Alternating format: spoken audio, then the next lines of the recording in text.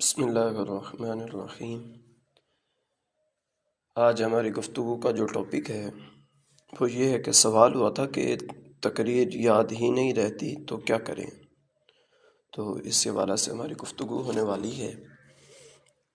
تو جو احباب ہمارے چینل پر نیو ہیں وہ ہمارے چینل کو سبسکرائب کر لیں اور بیل آئیکن کے بٹن کو دبا دیں تاکہ ہمارے ڈیلی بیسس پہ ہم جو بھی ویڈیو اپلوڈ کریں وہ سب سے پہلے آپ تک پہنچ سکے۔ بنا دیری کیے تو ہم لوگ اپنے سوال کی طرف چلتے ہیں کہ تقریر یاد ہی نہیں رہتی کیا کریں۔ تو میرا مختصر اور آسان جواب یہ ہے کہ تقریر یاد کی ہی نہیں جاتی، تقریر یاد کی ہی نہیں جاتی، تقریر یاد کی ہی نہیں جاتی۔ اب یوں لگا لیں، آپ انسانوں کے جو ذہن ہوتے ہیں ان کی تین قسمیں ہوتی ہیں۔ کچھ ہوتے ہیں ذکی ذہن کے مالک ہوتے ہیں، یعنی بہت زیادہ ذہین ہوتے ہیں، ایک مرتبہ ایسے نظر گھماتے ہیں تو انہیں چیز یاد ہو جاتی ہے۔ اور دوسرے نمبر کے متوسط قسم کے لوگ ہوتے ہیں، یعنی درمیانی کیفیت کے، وہ کتاب کے محتاج ہوتے ہیں، وہ جب تک 4-5 مرتبہ نہ پڑھیں ان کو یاد نہیں ہوتا۔ اور کچھ لوگ ہوتے ہیں غبی ذہن کے مالک ہوتے ہیں، وہ تقریباً 20-25 مرتبہ نہ پڑھیں تو وہ چیز ان کو یاد نہیں رہتی، ان کو یاد نہیں رہتی۔ پھر آپ کا جو سوال ہوتا ہے کہ تقریر یاد نہیں رہتی کیا کریں، میں کہتا ہوں کہ تقریر یاد کی ہی نہیں جاتی۔ کیا تقریر یاد کی ہی نہیں جاتی؟ میں نے ان کو 4-5 پوائنٹس کے اندر میں نے اس کو بند کیا ہے، وہ آپ کے سامنے میں پیش کرتا ہوں تو آپ کو سمجھ آ جائے گی۔ پہلی چیز کہ تقریر یاد نہیں کی جاتی، کیوں؟ اگر آپ تقریر تو وہ بچہ یا وہ بندہ یاد کرتا ہے جو مدرسہ میں، اسکول میں، نرسری میں پڑھتا ہے، KG میں پڑھتا ہے، پریپ میں پڑھتا ہے، 1 میں پڑھتا ہے یا میٹرک میں پڑھتا ہے، یا کوئی درس نظامی بچہ پڑھ رہا ہے، پہلا سال، دوسرا سال پڑھتا ہے، تیسرا سال پڑھتا ہے، وہ بچہ جو ہے وہ تقریر یاد کرتا ہے، اسے تقریر یاد کرنا کہتے ہیں۔ اگر آپ لوگ عالم دین ہیں، مکمل پڑھا ہوا ہے، آپ کہیں تقریر کرنے جاتے ہیں، آپ کہیں امامت خطابت کرتے ہیں، آپ تدریس کرتے ہیں، تو آپ بیان کرنا چاہتے ہیں، تو آپ کے لیے یہی میرا جواب ہے کہ تقریر یاد نہیں کی جاتی، تقریر یاد نہیں کی جاتی۔ دوسرے پوائنٹ پر آ جائیں، آپ اچھے مقرر نہیں بن سکتے۔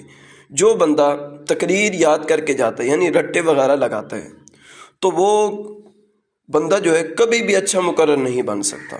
کیوں؟ وہ جو اس نے واقعہ 10 دن پہلے بیان کیا، جو رٹا لگا کر بیان کیا ہوگا، تو وہ اس کو 5-6 دن 10 دن بعد بھول جائے گا۔ پھر اس کا یہ بھی ہوتا ہے کہ جب بندہ جو ہے تقریر یاد کر کے کرتا ہے تو لفظ بلفظ بیان نہیں کر سکتا، تو وہ بندے کے چہرے کے جو تاثرات ہوتے ہیں جو ہونے چاہیے وہ بندے کے چہرے کے اوپر ظاہر نہیں ہوتے، تو وہ بندہ خود بھی پریشان ہوتا ہے اور سننے والے جو ہوتے ہیں وہ بھی دیکھ رہے ہوتے ہیں کہ قاری صاحب کے منہ پہ 12 بج گئے ہیں۔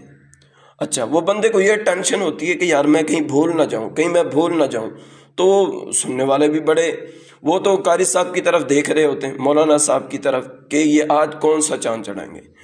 تو آپ اچھے مقرر نہیں بن سکتے، تقریر یاد کر کے جو ہے نا آپ اچھے مقرر نہیں بن سکتے۔ اور تیسرے نمبر پر میں نے جو پوائنٹ بیان کیا ہے وہ یہ ہے کہ رٹی ہوئی تقریر کبھی بھی دھوکہ دے سکتی ہے، رٹی ہوئی تقریر کبھی بھی دھوکہ دے سکتی ہے۔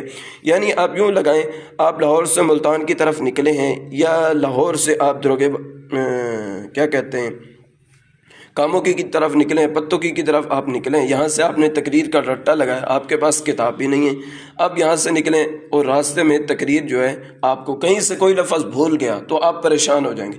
یعنی ایک ہی دم جو ہے نا یہ تقریر، رٹی ہوئی تقریر جو ہے یہ دھوکہ دے جاتی ہے۔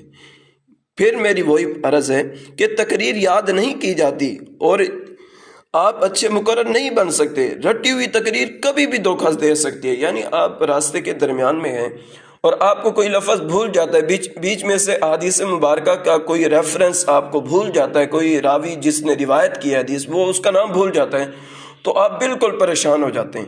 یعنی رٹی ہوئی تقریر جو ہے یہ کبھی بھی آپ کو دھوکہ دے سکتی ہے۔ اور چوتھے نمبر پر میں نے جو پوائنٹ بیان کیا ہے وہ یہ ہے کہ رٹی ہوئی تقریر آپ کو شرمندہ کر سکتی ہے۔ رٹی ہوئی تقریر آپ کو شرمندہ کر سکتی ہے۔ مثال کے طور پہ آپ کہیں اسٹیج کے اوپر بیٹھ کے تقریر کر رہے ہیں اور تقریر کرتے کرتے آپ کہیں بھول گئے، آپ کیا ہو گیا، آپ کہیں بھول گئے، تو آپ کو کوئی بتلانے والا بھی نہیں ہے۔ کیوں؟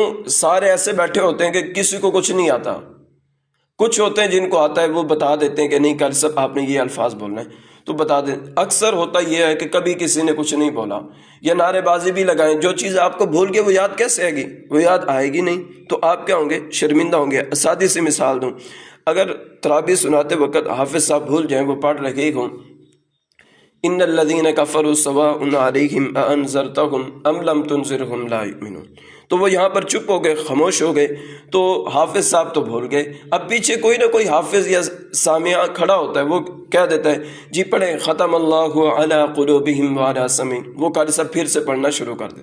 آپ یہاں تو تراویح پڑھا نہیں رہے، آپ ایک اسٹیج کے اوپر بیٹھے ہوئے ہیں، آپ بیان کر رہے ہیں، تو آپ جب بھولیں گے تو آپ کو بہت زیادہ شرمندگی کا سامنا کرنا پڑے گا، اور میں نہیں چاہتا کہ آپ شرمندہ ہوں۔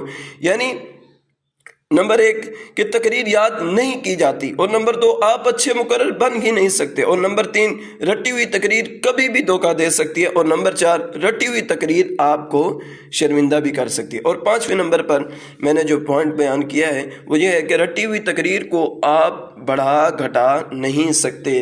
رٹی ہوئی تقریر کو آپ بڑھا گھٹا نہیں سکتے، یعنی آپ کہیں پر بیان کرنے گئے، آپ 10 منٹ کی زیادہ سے زیادہ آدھے گھنٹے کی آپ رٹا لگا لیں گے کہ آدھا گھنٹہ میں بیان کر لوں گا۔ آپ وہاں پر بیان کرنے چلے گئے، تو وہاں پر جب جا کر آپ بیٹھے تو آپ کو دعوت دی گئی، اور میزان محفل جو تھے انہوں نے آپ کو کہا جی مولانا صاحب آپ نے پونا گھنٹہ تقریر کرنی ہے۔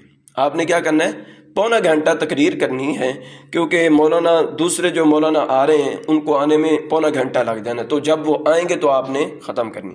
اچھا، آپ نے آدھے گھنٹے کی تقریر یاد کی ہوئی ہے، جب وہ آپ کو پونے گھنٹے کی کہیں گے وہ آدھے گھنٹے کی بھی ہو سکتا ہے بھول جائے آپ کو، یعنی آپ اسے بڑھا نہیں سکتے۔ کیوں؟ آپ نے ریسل ہی آدھے گھنٹے کی ہے، تو اس سے کیا ہوگا؟ آپ پھر شرمندہ ہوں گے، آپ پھر ناکامی محسوس کریں گے، یعنی آپ اچھے مقرر نہیں بن پائیں گے، آپ اچھے مقرر نہیں بن گئے۔ اسی طرح آپ بیان کرنے کے لیے آپ کو دعوت دی جاتی ہے، آپ بیان کرنا شروع کرتے ہیں، اور لوگ وہ میزبان محفل جو ہے وہ آپ کو کہتے ہیں جی حافظ صاحب مولانا صاحب آپ نے 5 منٹ بیان کرنا ہے۔ اچھا، اب آپ نے تو آدھے گھنٹے کی یاد کی ہوئی تھی، جب وہ آپ کو 5 منٹ کا کہیں گے آپ 5 منٹ کیسے کریں گے؟